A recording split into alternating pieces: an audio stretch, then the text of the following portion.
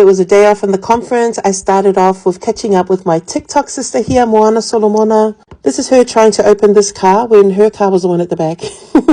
We had such a great morning, catching up and just sharing each other's stories. We have similar backgrounds and I was just in awe of her work here. So proud of you, sis.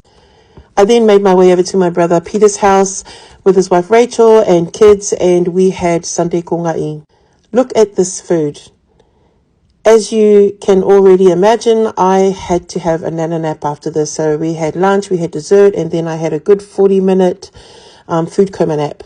Then I made my way over to the Esera family house, the superstars of the Fifth Melody group that we all know and love here on TikTok and on Instagram. And if you're not following them, please do so. It is my absolute favorite thing to meet young Samoan musicians. What an amazing young group of superstars. Then Peter and Rachel brought me to my hotel room. I was so spoilt today.